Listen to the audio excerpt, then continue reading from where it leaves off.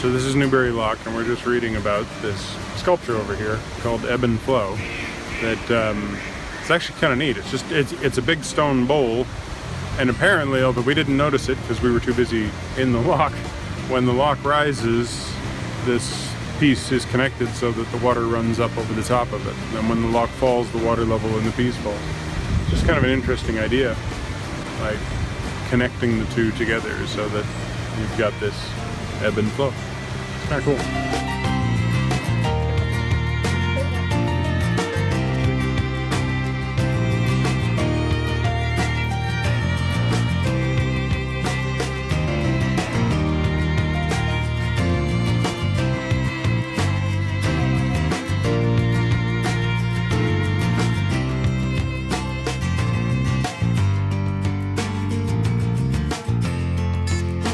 Vegetable bake and a yum yum.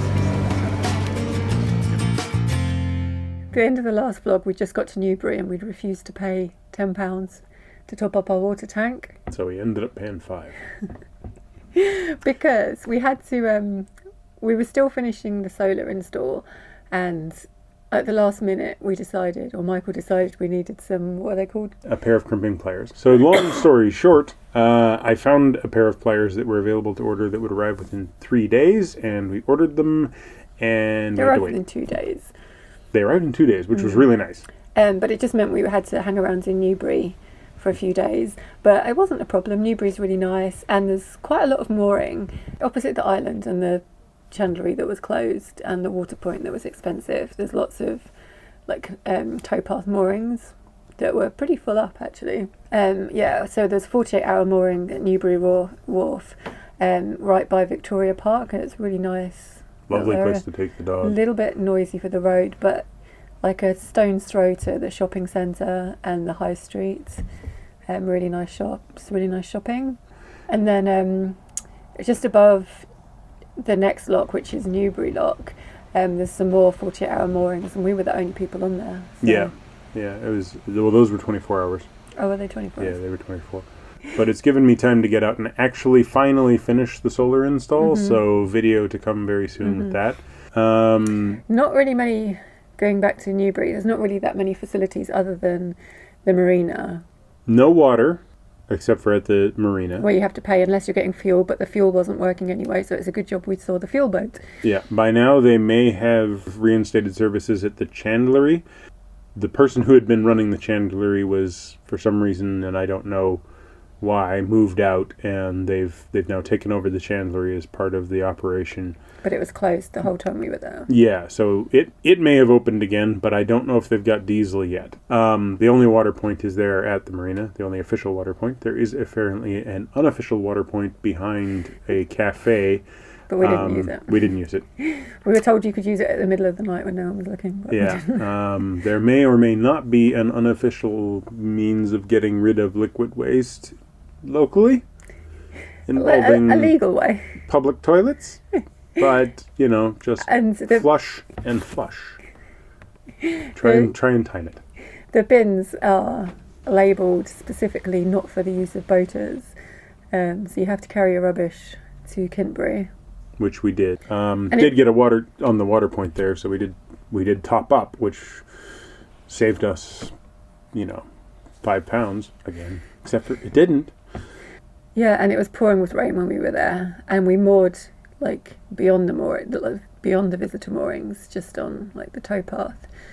Well, I say on the towpath, about a metre into the canal, because it's as close as you can get. Metre and a half. Which wasn't fun in the rain. No, the canal is not well maintained in that area.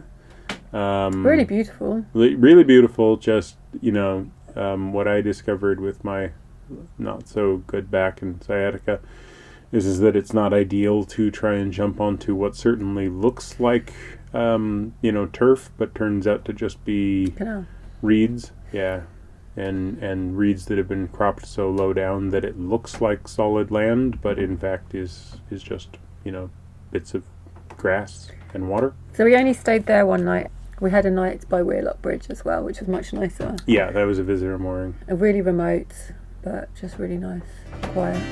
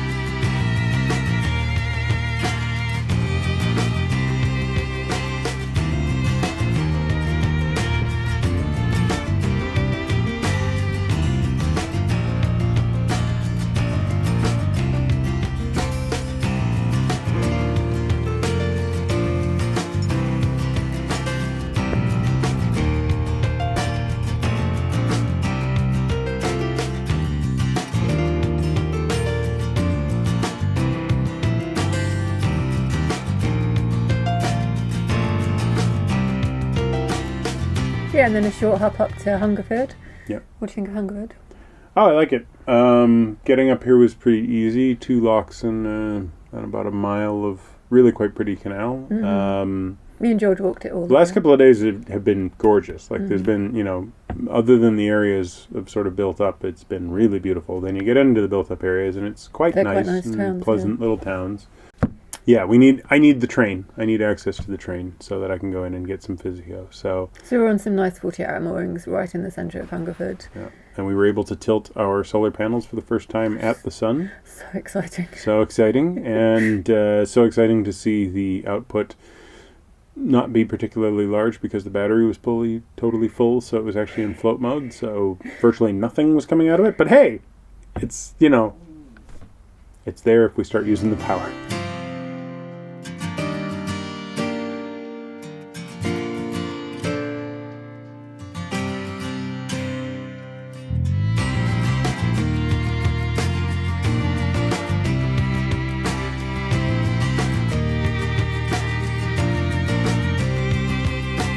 So here we are, kind of early-ish September, and we've just found out that Blake's Lock, which is the first lock as you turn onto the Kennet and Avon, although it's run by the Environment Agency, not the Canal and River Trust, is having a really long winter stoppage from the 30th of October to like the 31st of March. So it's basically going to be out of action for 5 months, which means that if we don't get off the Kennet and Avon by then, we'll be stuck on it for the whole of winter.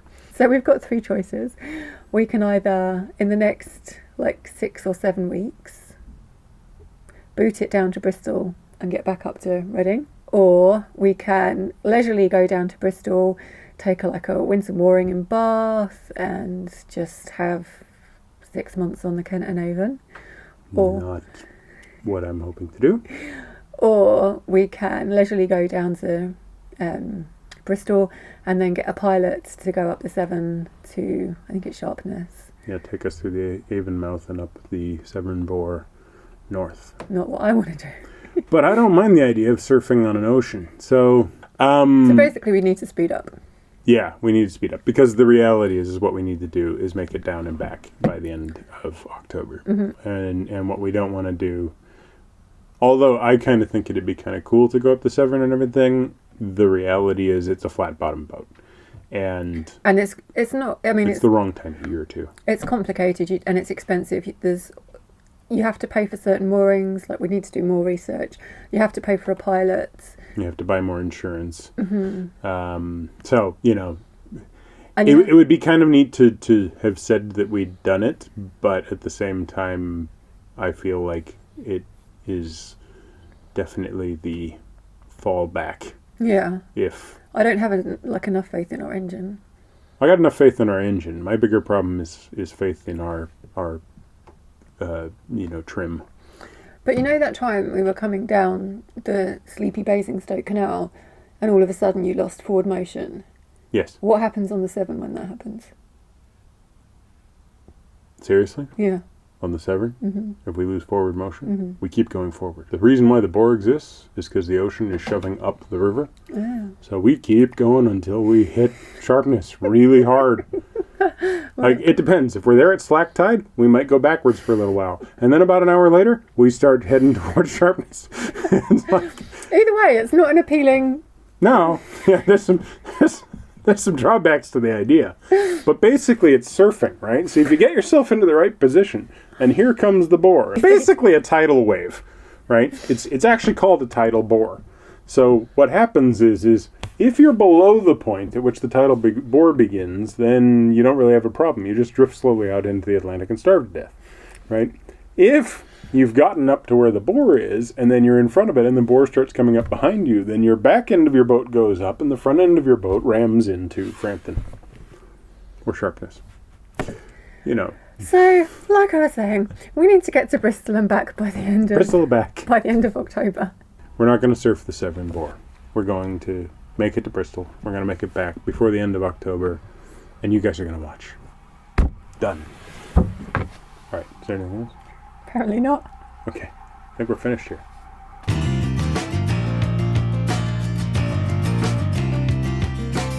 So, quick shout out to Darren, itchy face, MP4 crimpers. MC4 crimping pliers. There's the North Atlantic. Okay. Comes up the Bristol Channel, and as it comes up the Bristol Channel, it gets to some place called Western Supermare. Western Superman. Whatever. And the bore is, upwards of about 12 meters in change. So, well, not 12 meters, I don't think. I think it's 10 meters. Something like that. Whatever. 12 meters would be pretty big. Or feet. It might be It's basically a tidal wave. Yeah, because my surfing skills basically involve jumping. Like, this is the true thing. I had a surfboard at one point. I moved into a place in Venice, California, and there was a surfboard in my apartment. And I thought, hey, great, it comes with a surfboard. Why not try it one time? So I took this surfboard, big yellow foam thing, old school. Walked it out, great big long thing. Took it all out to the beach, got out there, nice, set it up, even sort of set it standing so I would look like real cool and everything. Got into the water, went out, leapt on top to try and paddle, found myself inverted, hanging onto the bottom of a surfboard, drowning. Don't really like surfing.